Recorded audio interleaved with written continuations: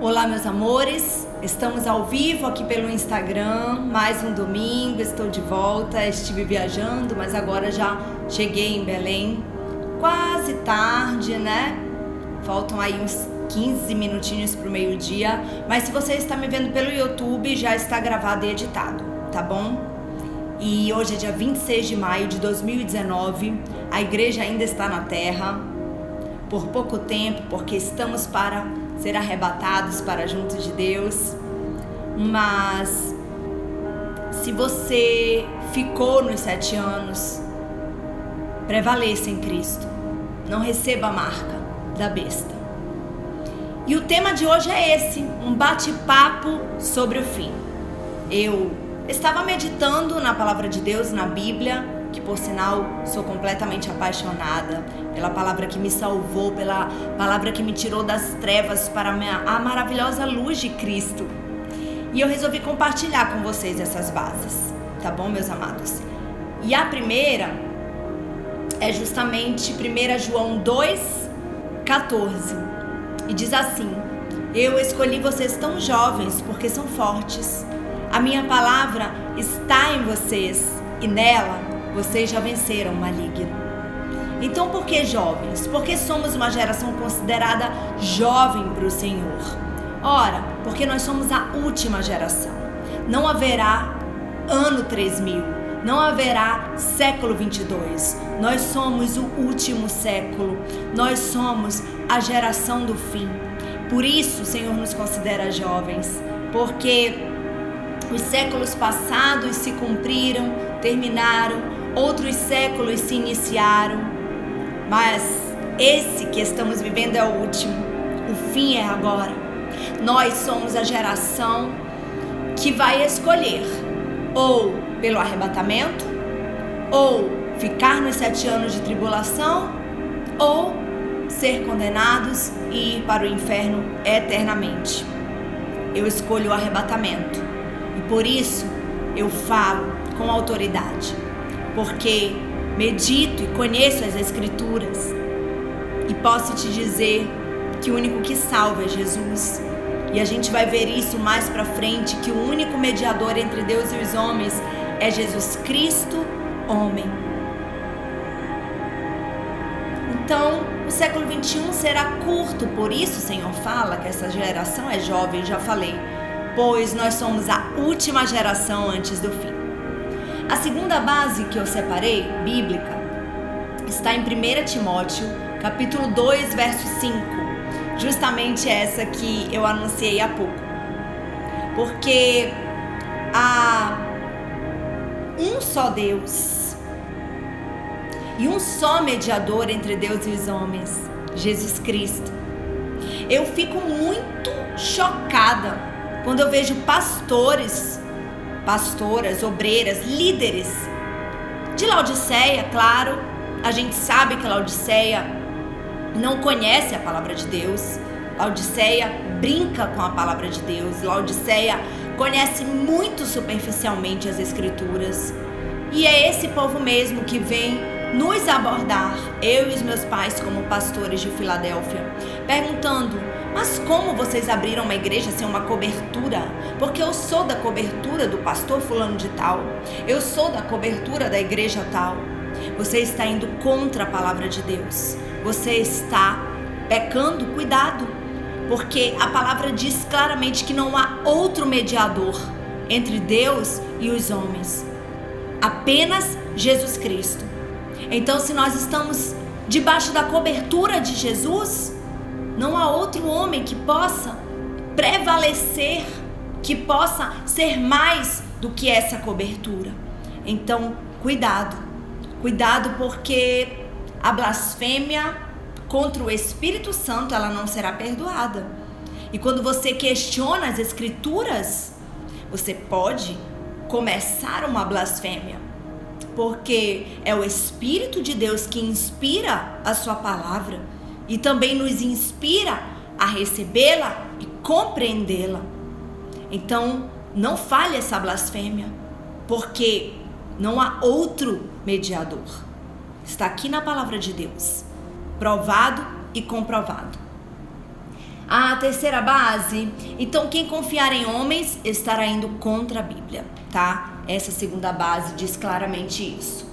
A terceira, 1 João 5,18, diz assim: sabemos que todo aquele que é nascido de Deus e não vive pecando é guardado, e o maligno não pode tocar. Então, o preço para o maligno não tocar, para o diabo não tocar, é não viver pecando. Então vigiem, porque hoje estamos na era da graça. Hoje há uma cruz, há um sangue que foi vertido por nós para que nos arrependamos e recomecemos. Mas amanhã a porta da graça vai se fechar. Então comece a parar de viver no pecado desde já, porque amanhã pode ser tarde demais. Então não adianta, irmãos, ter uma cobertura espiritual 24 horas por dia. Tem gente que confia, tem alguém orando por mim 24 horas por dia, tem relógio de oração pela minha vida. Mas você vive pecando. Então essa cobertura não vai te valer. Você precisa sair do pecado. E aí sim, você vai ser guardado por Deus, e o maligno, o diabo, Satanás, a antiga serpente, o príncipe deste mundo, não vai poder te tocar. Vamos para João 12:31 e fala sobre isso também, a derrota eterna do diabo, o inimigo de nossas almas. Chegou a hora de ser julgado, e agora será expulso o príncipe deste mundo. Então, ele sabe que chegou o tempo. Ele sabe que estamos no fim. Ele é um anjo caído, mas um anjo, uma criatura espiritual de grande força e inteligência. Não podemos contestar isso. Porém, há um maior do que ele, e esse é Jesus Cristo. Jesus prevalece sobre Satanás e a terça parte de demônios que caiu com ele. Jesus prevalece sobre todo principado físico e espiritual. E o tempo chegou, acabou para o diabo. Por isso ele tem grande ira. Apocalipse 12:12 diz: ele desceu a nós e tem grande ira, porque sabe que muito pouco tempo lhe resta. Para quê? Para destruir a humanidade, para condenar a humanidade ao inferno. Na verdade, quem condena é Deus, o Pai. Este castigo é do Pai e ele precisa ser justo. Mas se a sua alma não foi para Jesus, então automaticamente ela vai para o inferno, ela vai para o diabo. Porque está escrito, e porque está escrito precisa se cumprir, porque Deus não é homem para que minta, nem filho do homem para que se arrependa. Se ele disse, ele vai fazer. Se ele falou, ele vai cumprir. Está lá em Números isso. Então não pode deixar de se cumprir o que está escrito. Tiago 4:7. Então o que temos que fazer nestes tempos do fim? Nós temos que nos submeter a Deus. Portanto, submetam-se a Deus, resistam ao diabo e ele fugirá de vocês. Então, resistir ao diabo como? Na palavra de Deus, em Jesus Cristo. Só há este meio de resistir a ele, porque ele não tem carne, ele não tem osso. E Efésios 6 confirma isso. A nossa luta não é contra carne e sangue, mas contra principados e potestades invisíveis do ar, contra as hostes espirituais da maldade nos lugares celestiais. A armadura de Deus é invisível, mas o que for visível dela, você pode ter certeza que é a palavra de Deus.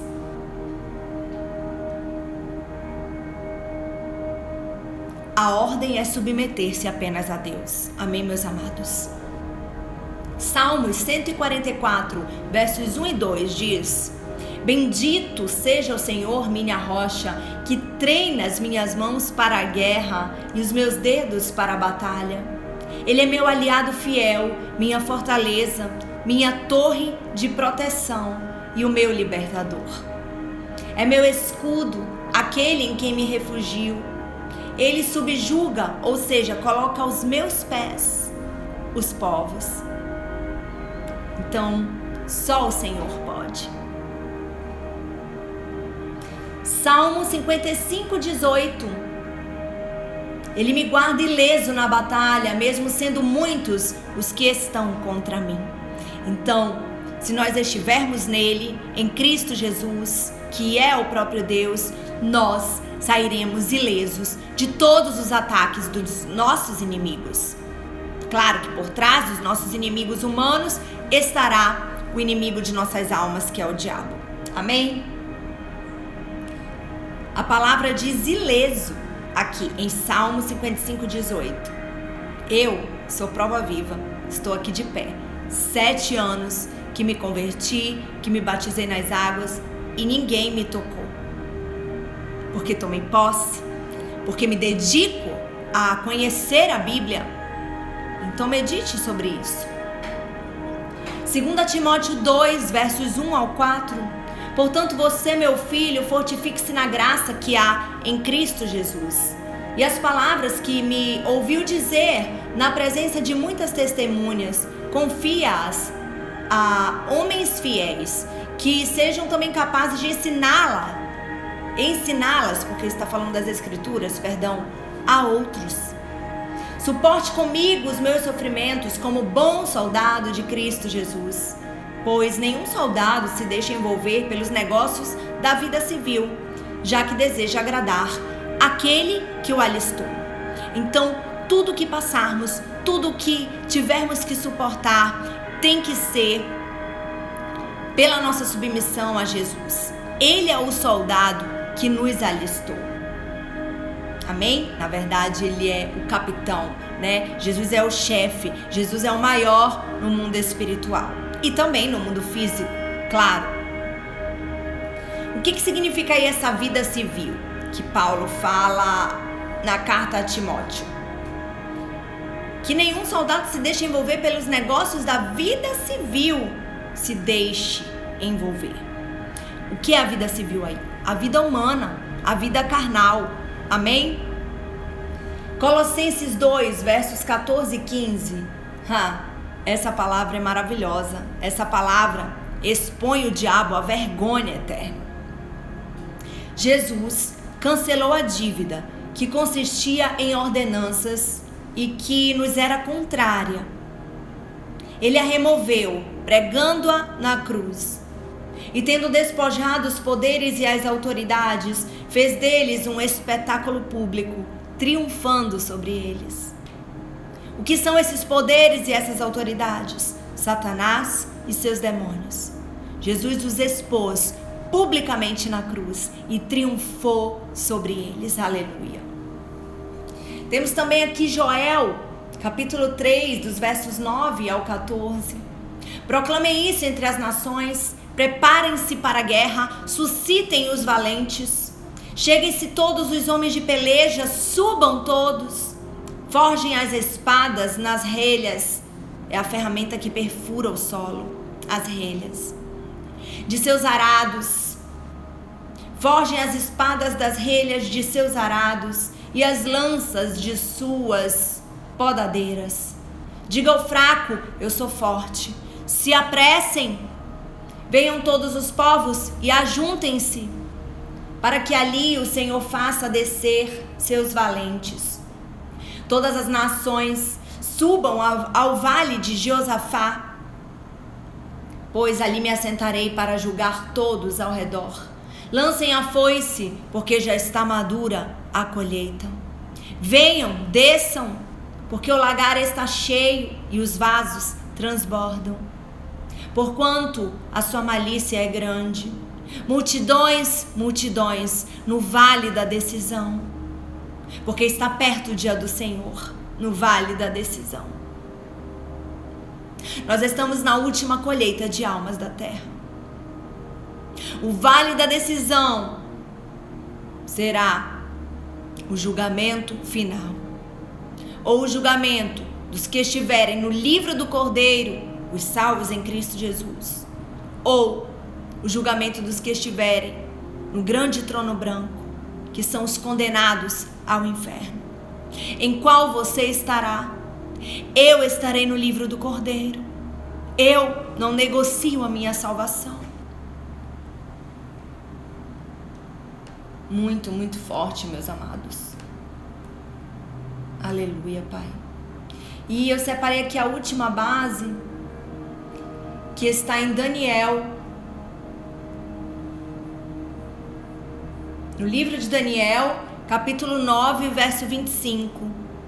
Saiba e entenda, o anjo Gabriel falando ao profeta Daniel em visão, que a partir da promulgação do decreto que manda restaurar e reconstruir Jerusalém até que um ungido, o príncipe, venha, esse ungido é Jesus Cristo, haverá 7 semanas. Então, está se referindo à tribulação, certo? Os 7 anos de tribulação. E 62 semanas, que são essas 62 semanas? É o tempo máximo que a noiva ficará na terra. Na 63ª semana, começa os 7 anos de tribulação, para se cumprirem mais 7 anos e as 70 semanas de Daniel estarem cumpridas. Porque, como eu já disse, a palavra de Deus tem que se cumprir, porque é a verdade suprema. E será reconstruída com ruas e muros, mas em tempos difíceis. Detalhe, estamos na semana 61, porque Israel completou 71 anos, agora em 14 de maio de 2019. Então, Israel é a figueira, é o relógio do mundo. Tchera, labassuri, canta, rabash. Arrependam-se, porque é chegada a salvação a todo o que crê, mas também a condenação eterna a todo o que não crê. Marcos 16:16. Quem crer e for batizado será salvo. O que significa batizado?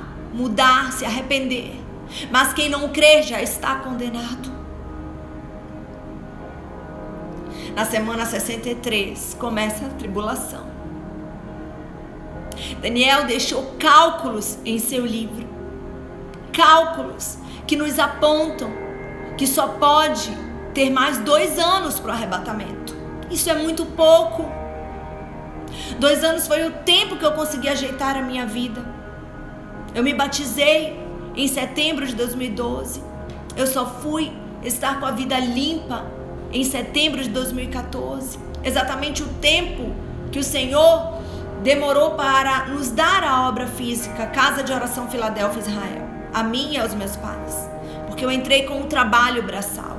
Eu entrei com os meus dons e talentos para trabalhar para a casa do Senhor. Então eu não poderia estar suja.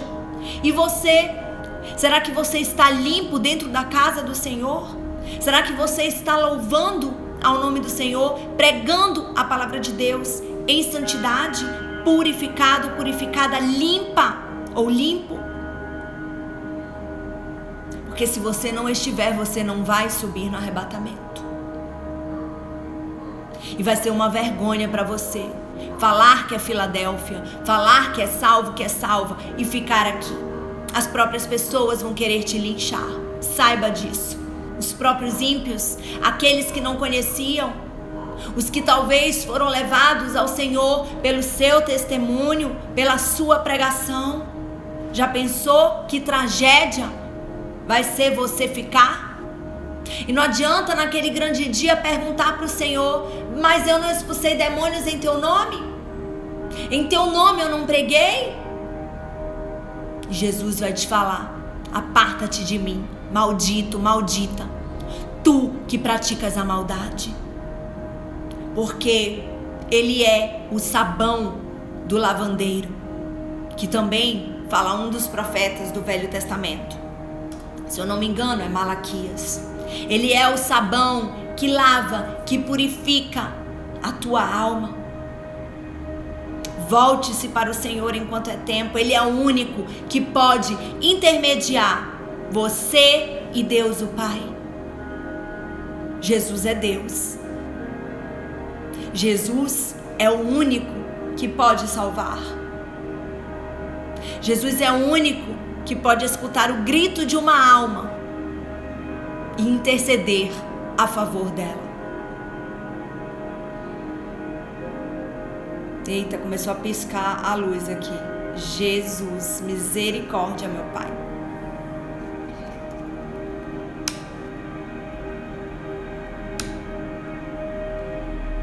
Meu Deus, gente, simplesmente piscou e queimou todas as luzes brancas. Será que o diabo tá louco? Só ficaram as coloridas. Meu Deus. Mas que bom, porque eu já estava no final mesmo. E eu não vou me calar. O que tiver que ser falado, o que tiver que ser pregado, através da minha boca, será. E nada nem ninguém pode impedir. Arrependa-se enquanto há vida, enquanto há cruz, enquanto há a graça de Deus sobre toda a terra.